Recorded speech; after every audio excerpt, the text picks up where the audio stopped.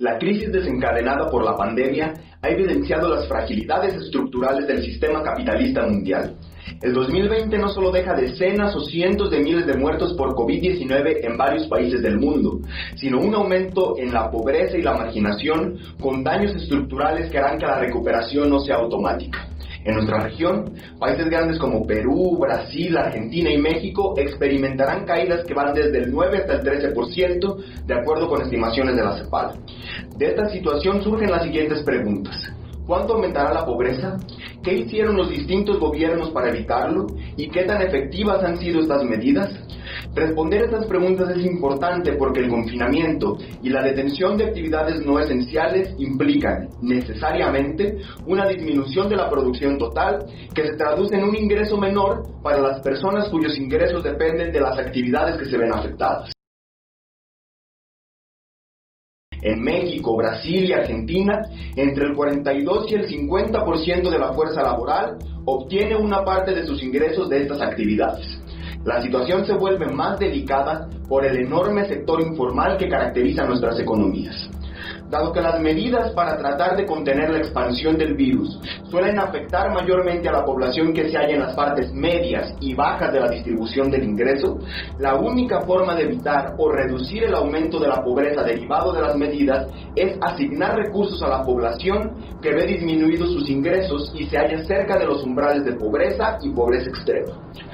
Casi todos los gobiernos del mundo se vieron obligados a implementar este tipo de políticas, siendo la expansión o creación de nuevos programas de transferencia monetaria los más comunes a nivel mundial. ¿Y qué pasó en México? El presidente López Obrador se jactó de su manejo no neoliberal de la crisis, una nueva política económica en tiempos del coronavirus que se caracteriza por rescatar a los de abajo en lugar a los de arriba sin endeudar al país. Afirma que el manejo económico que ha hecho México es un ejemplo a nivel mundial. Y bien, ¿es esto cierto? Para empezar, México fue el segundo país de América Latina que menos recursos destinó para enfrentar la crisis, y uno de los pocos en el mundo que no utilizó una política económica contracíclica para atenuar la caída de la economía y sus efectos. Pero los porcentajes como proporción del PIB dicen muy poco.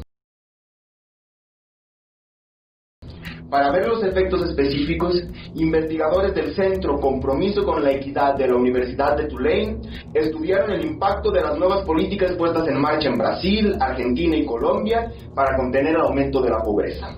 A diferencia de México, estos tres países latinoamericanos, que son perfectamente comparables con México en términos de desarrollo económico y estructura económica, sí expandieron o crearon nuevos programas de transferencia monetaria dirigidos a la población vulnerable de caer en pobreza o pobreza extrema o alejarse aún más del umbral. En Argentina, se otorgó un aumento del programa Asignación Única por Hijo, equivalente a $46, que representa el 77.5% de la línea de pobreza y benefició a 4.3 millones de personas. Adicionalmente, el gobierno puso en marcha el programa Ingreso Familiar de Emergencia, destinado a población vulnerable y trabajadores informales, que consistió en 3 transferencias mensuales de $148 cada una y benefició a 9 millones de personas. En Brasil, el Congreso logró impulsar, a pesar del gobierno neofascista de Jair Bolsonaro, el programa Ayuda de Emergencia destinado a trabajadores informales, microempresarios, autoempleados y desempleados. Este programa consistió en 5 pagos de $107 cada uno, con un total de 53 millones de brasileños beneficiados. Finalmente, en Colombia se aumentaron las cantidades de los programas Familia en Acción, Jóvenes en Acción y Colombia Mayor, y se crearon los programas Ingreso Solidario y Bogotá Solidario.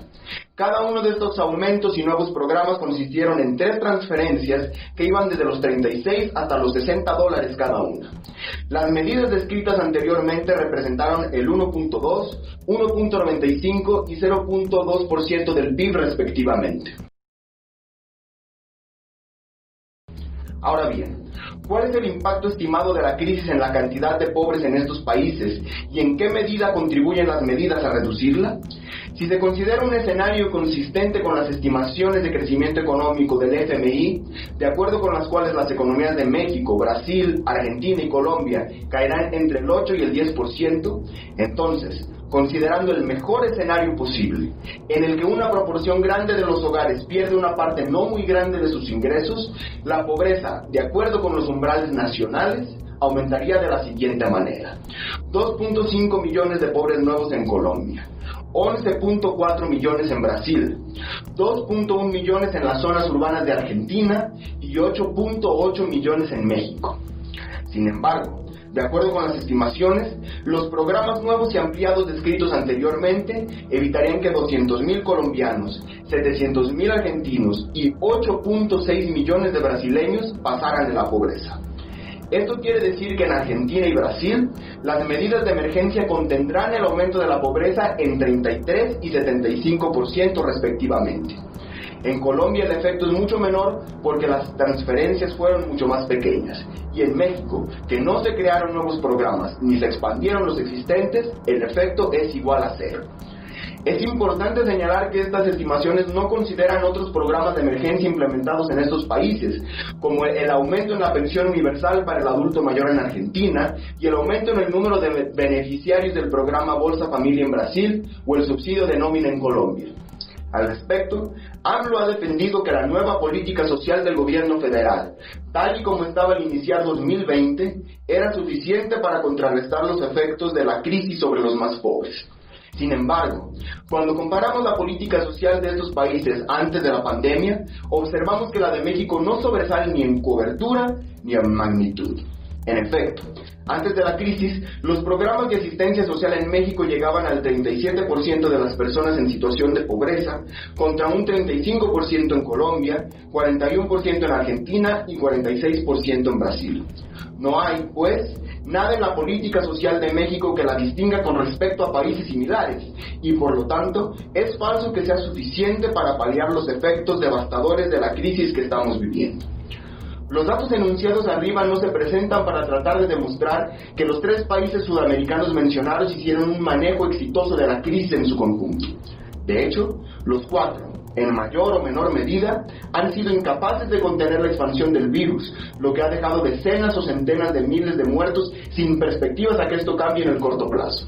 El análisis simplemente ilustra un punto muy importante, que medidas extraordinarias, adecuadas a las circunstancias, pudieron contener en varios millones el aumento de la pobreza en nuestro país. Pero estas no se llevaron a cabo. Y aunque se repite hasta el cansancio que las cosas ya no son como antes, la mal llamada austeridad republicana, antes y durante la crisis, se ha traducido en más pobreza y precariedad. Y es preciso que nos demos cuenta lo antes posible para estar en condiciones de corregir el rumbo.